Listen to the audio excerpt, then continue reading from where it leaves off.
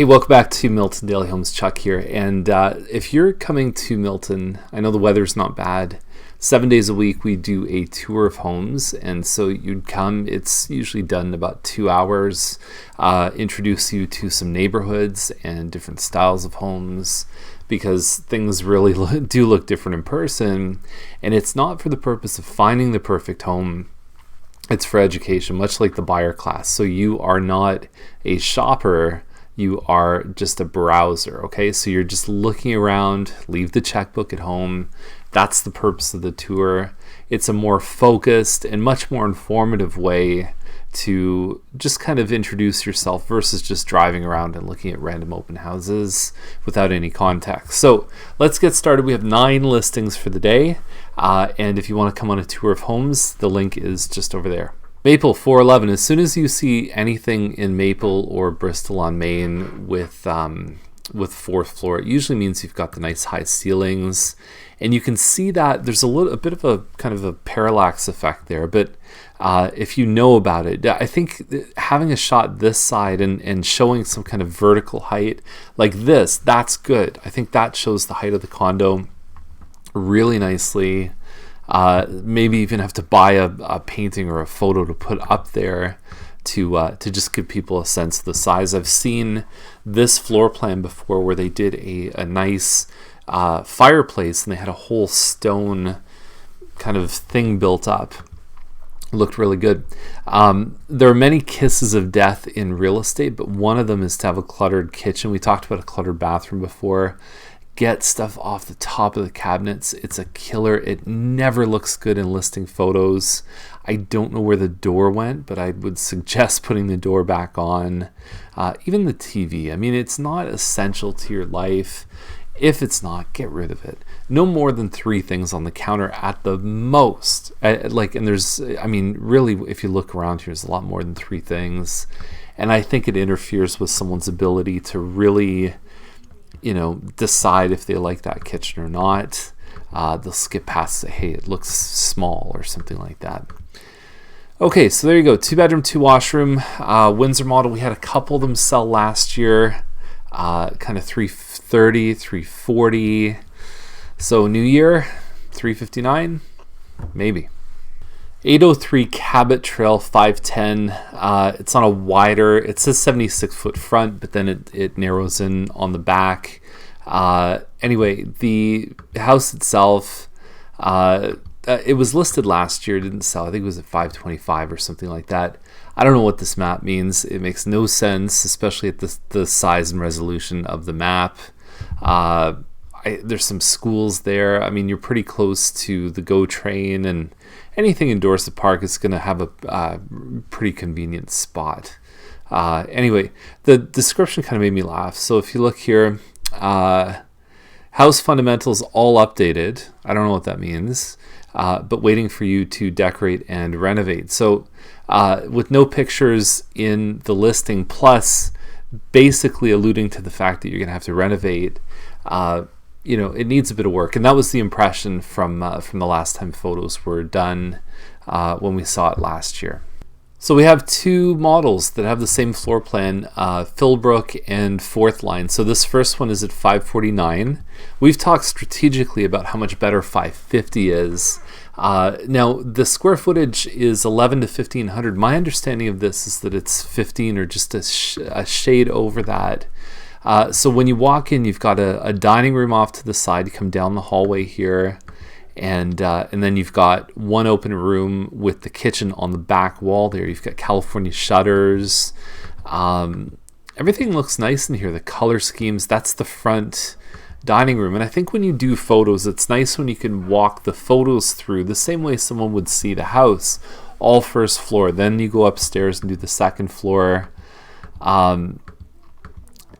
Based on what's been selling, I think this is actually priced pretty well. And unfortunately for Fourth Line, I think they're getting beat on this one. So here you go, 920 Fourth Line. The front looks a bit different, but you can see from the inside, it's a very similar floor plan. Nice that you start with that picture, because again, that's what you see at the front door. Color-wise, I think the darker kitchen is probably better than the kind of peachy lighter color cabinets, but it does have hardwood floors on the main floor. I would rather put in floors. I'd rather replace carpet with hardwood than to replace or paint a kitchen or anything like that. So I do like Philbrook a bit better for that. For some reason, 2016, we've seen a lot of these Liston LE fight posters. I don't know why. Side-by-side parking, because the garage doesn't really stick out in the front and you've got no sidewalk here, you can actually do that. I would say Philbrook, to me, slightly better than Fourth Line in terms of location. They both get a fair bit of cars coming by, but for $15,000 more, the other one gets it. Now, River Place is $639. Another funny description here. House was built in the 50s and they don't make them this way anymore. Some would say good riddance, because you've got bedroom that's 8.5 by 8.2. That, the smallest bedroom we see in the new construction is maybe 9.5 feet by 9.5 or 10 by 10. That doesn't sound like a big difference, but a foot or two really does matter. Anyway, the big seller on this one is the lot. I mean, the pictures are just brutal. They were brutal last year when they listed this one. I think what this one's missing is, because it's such a big lot, I think they need to have some kind of aerial. They need to kind of trace out exactly where the lot is. And the other thing you might want to check with this location is there is some natural heritage floodplain kind of designation. So just make sure you can go to the zoning maps at milton.ca and just make sure that this one is good. And I'll also put a link down to the GIS. Actually, that's an easy way to do it online. The Milton GIS map, something I use pretty much every day in my life. Okay, so 404 Gooch. I could never live on this street, and it's a nice street. It's got nice homes. Maybe it's because I Googled the word gooch and found out what it really means. I'm not going to say what it means in this episode, but if you want, you can do that yourself. Go to Google and then type in gooch, and I'm not responsible for what happens if you do that. Anyway, let's not take too much away from this home, although my mind is just poisoned. It's a hazelnut model, so it's 27, I think 25 or something square feet, 819. I really like the floor plan. I like this little kind of turret style where you can put your breakfast area. Upstairs, that manifests itself in the corner of the master bedroom, which would be a nice little sitting area. And everything looks okay. I mean, finished basement here too helps with the value. That's probably the push to get past 800. Hard to comment on this one. I mean, I think that the prices this year in 800 is a lot different than last year. So see what happens. So the last one is Stringer Circle, 869. It's about the same size as the one we just talked about. And so it's a 2-story Arista Livingston model. It looks like a square root symbol. I've always looked at this home and I'm not sure if I like it or I don't. Anyway, you can tell right away when you have curb appeal like this, when you have these little cutouts, the interlocking, the gardens, you're usually in for a home that the owners have taken good care of it.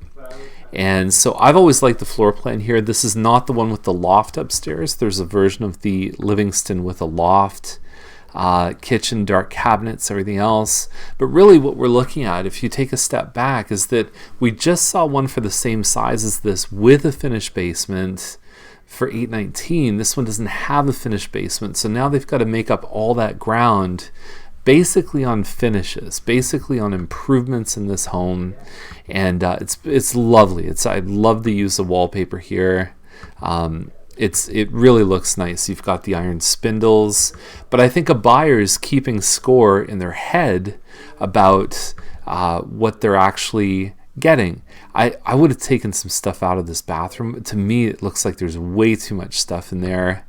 Also, the shower looks a little bit kind of soap scummy, so it may not have been a bad idea just to wipe that down before listing. But again, I don't think that's going to make a difference in selling. These are just things to remember if you're planning to put your house out there. Nice looking backyard. And Stringer, again, is one of those streets where if you don't live on Stringer, you probably don't go on the street. So it is a good street for kids to ride their bikes and play hockey and everything else. So that's the list for the day. If you have any questions or if you want to come on a tour of homes, just reach out to us. We got the buyer class coming up in a couple weeks. I think it's February 18th, but you can check the date over there. Meet us at Starbucks. Just, we're here to help. Okay, have a great day. We'll see you tomorrow.